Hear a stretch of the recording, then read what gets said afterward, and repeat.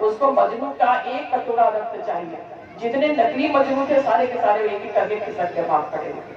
लेकिन जो असली मजनू था उसने कहा कि अगर लैला बीमार पड़ी है तो मेरे शरीर का एक कटोरा रक्त क्या होता, मेरे पूरे शरीर के रक्त को निचोड़ लो, मैं तैयार हूं देने को। तो पता चला ये असली मजनू, नकली मजनू तो भाग गया था। वैसे अगर हम असली प्यार करते हैं, भगवान से प्यार करते हैं, तो भगवान के कार्य, भगवान का कार्य क्या है? भगवान का कार्य नहीं कि जो हमारे आसपास का परिकर है, जो हमारे आसपास का क्षेत्र है, जो हमारे आसपास के लोग हैं, अपने पड़ोसी से, अपने पड़ोस से, अपने मोहल्ले से, अपने गांव से, अपने नगर से, अपने स्थान से शुभारंभ इसका करें कि हम अपने परिवार को ठीक करने के साथ साथ हम जो गुरुदेव के तत्व हैं, जो विचार है, उनको हम लोगों तक, जनमानस तक हम पहुंचा पाए। तो अगर हम वास्तव में, जटायु ने प्यार किया था और एक स्त्री की आवाज को सुनकर, माँ सीता की आवाज को सुनकर के अपने आप को रोक नहीं पाया था। और उसको पता था कि रावण बलशाली है, उसको पता था वो वृद्ध है, वो कमजोर है, वो मारा जाएगा। उसके पश्चात भी उसने हिम्मत नहीं हारी और युद्ध करने के लिए रावण से तत्पर हो गया। कोशिश उसने पूरी की पूरी की, लेकिन परिणाम मिला क्या? भगवान ने उसको गोद में उठाया, उठा के सहलाया और अपनी कृपा का पात्र बनाया जटायु को। कृष्ण भगवान से प्यार गोपियों ने किया था, ग्वाल बालों ने किया था और कदम कदम पे साथ रहे। जल नील ने किया था भगवान आपके साथ प्यार में। तो अगर हम प्यार करते हैं, गुरुदेव से सही मायने में प्यार करते हैं, तो हमें भी उनके कार्य के लिए समर्पित रहना पड़ेगा। हमें भी उनके कार्य के लिए कहीं न कहीं अपना समय निकालना पड़ेगा। तो गुरु गोविंद जी ने आह्वान किया लोगों का। सभा में सन्नाटा छाया हुआ था, एक भी व्यक्ति बाहर नहीं निकला। उन्होंने कहा, भाई चंडी बलिदान मांगती है, आप में से कौन है जो बलिदान देने को तत्पर है? तो एक युवक उठता है, एक युवक उठता है, दया नाम करके मंच पे आपके सामने आता है। गुरु गोविंद से उसको पकड़ के ले जाते हैं, ले जाकर मंच के पीछे, और एक आवाज फटाक से आती है। उसके बाद से वो बाहर निकलते हैं। गुरु गोविंद सिंह के कपड़े पे खून लगे होते हैं और तलवार में उनके खून लगा होता है। सभा में और लोग डर जाते हैं, ये क्या बात हुई? लगता है कि उसका तो फिर वो बलिदान उन्होंने गुरु गोविंद सिंह ने दे दिया। गुरु गोविंद सिंह ने कहा, और कोई है जो बलिदान देने को तत्पर है?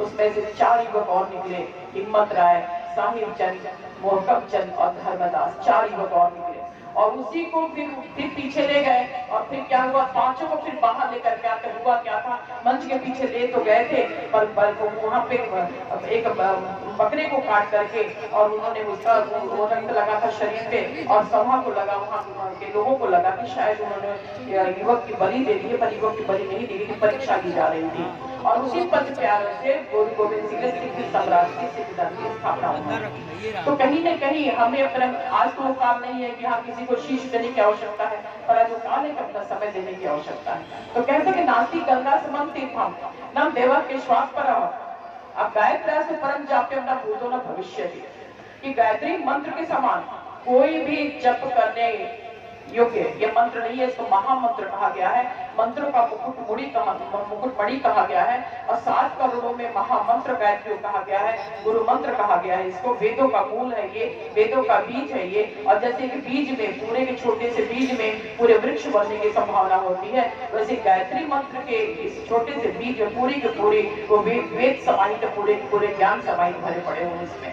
लेकिन हम जानते हैं गायत्री मंत्र की महत्ता के बारे में, इसके बारे में हम जानते हैं गुण के बारे में, गायत्री मंत्र से क्या क्या लाभ होता है। आप सभी जानते हैं गायत्री मंत्र के जप करने, जहाँ भी जप गायत्री मंत्र का होता है वहाँ पे कहते हैं किसी की अकाल मृत्यु नहीं होती है, पर जब भी सही प्रकार विधि विधान के साथ होता, जैसे बात हो रही थी कि हम जप करते हैं, पर जप की शक्ति को कैसे हम धारण कर पाए, उसके लिए ऋषि ने कुछ सूत्र दिए हैं, कुछ तरीके उसके लिए बताए हैं कि भाई बरसात तो हो रही है, घड़ा तो आपके पास बड़ा है, पात्र आपके पास बड़ा है, और बरसात का पानी भी उसमें स्टोर हो रहा है, पर क्या हो रहा है? स्टोर तो हो रहा है, पर नीचे से बहता चला जा रहा है, नीचे से निकलता चला जा रहा है। क्यों?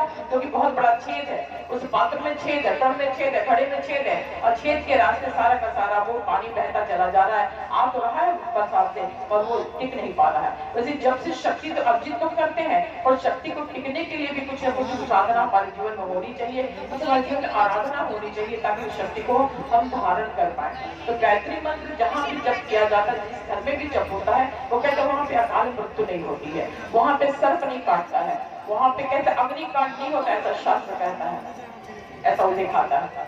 तो गायत्री मंत्र को ये मंत्रों का मुकुटमणि कहा गया है। और हमारा स्वभाव है, हम सभी जानते हैं कि जब तक हमें ये पता न चले कि लाभ क्या है, तब तक हम करने को तत्पर नहीं होते। और हम सभी कहते हैं अरे अभी तो समय हमारे पास है नहीं, बच्चे छोटे हैं, थोड़े बड़े हो जाएंगे तो हम बाद में प्रारंभ करेंगे, बाद में करेंगे, वो बाद में हमारा फिर कभी आता ही नहीं है। कहते हैं कि एक किसान ने अपनी फसल को बेच करके सेठ जी के यहाँ कुछ पैसे जमा किए, कि मैं आपसे मांगूंगा बेटी के विवाह के समय, तब तक आप ये पैसे रखते रहिए। संजोग से उसकी बेटी का विवाह तय हो जाता 6 महीने के बाद ही वो पहुंचते हैं सेठ के पास, कहते हैं कि भाई मेरे पैसे आप दे दीजिए और मुझे बेटी का विवाह करना है। सेठ कहते हैं कल आना पैसे ले। फिर कल पहुंचते हैं, फिर बोलते मैंने कहा था ना कल आना, तो कल आना। तो ऐसे करते करते कई दिन बीत के जब भी किसान जाता अपने पैसे मांगने के तो कहते कल आना कल आना कल। अक्सर दुकान पे लिखा होता है ना आज नकद कल उधार। इसका मतलब साफ है कि दुकानदार ये कहना चाहता है कि आपको उधार नहीं मिलेगा यहाँ पे, तो कल कभी आने वाला नहीं है। तो आज नकद कल उधार का मतलब ये है कि आपको उधारों देना नहीं चाहते हैं। तो किसान ऐसे महीनों दिन जाता रहा। संजोग से कि जो किसान गया अपना पैसा मांगने के लिए, दुकान पे सेठ जी नहीं बैठे थे, सेठ जी का बेटा बैठा हुआ था।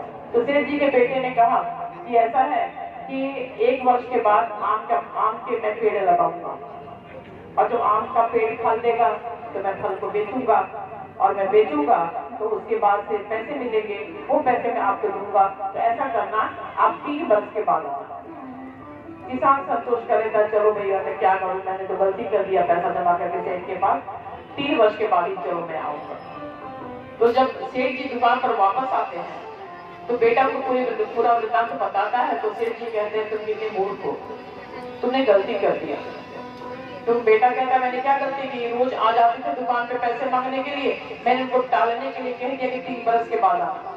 तो सेठ ने कहा भले तुमने टालने के लिए कहा पर तुमने निश्चित समय तो बता दिया ना कि 3 वर्ष के बाद आना। 3 वर्ष के बाद आना तो निश्चित समय बता दिया। इसका मतलब 3 वर्ष के बाद वो आएगा किसान और तुमको पैसा देना पड़ेगा। लेकिन मेरी बुद्धि देखो, मैं क्या कहता था, कल आना कल आना कल आना। कल कभी आने वाला है नहीं, काल आ जाएगा पर कल कभी नहीं आने वाला है। तो वो समझदार था, सेठ की कल पे टालता चला जाता। तो हम क्या कहते हैं, आज नहीं, आज तो अभी तो बहुत व्यस्तता है, बच्चे छोटे हैं, बाद में कर लेंगे। अभी जो समय हमारे पास है भगवान को हम ताजा फूल चढ़ाते हैं, भगवान की अभ्यर्थना करते हैं। जो हमारे पास उसका थोड़ा समय 15 मिनट आधा घंटा समय निकाल के किस प्रकार से हम अपने बच्चों को, अपने घर को, अपने घर में सुख शांति किस प्रकार से ला सकते हैं, किस प्रकार से जो मनुष्य देवत्व होने का संकल्प पूरा कर सकते हैं। तो गायत्री महामंत्र एक ऐसा मंत्र है, कह सकते हैं कि पूरे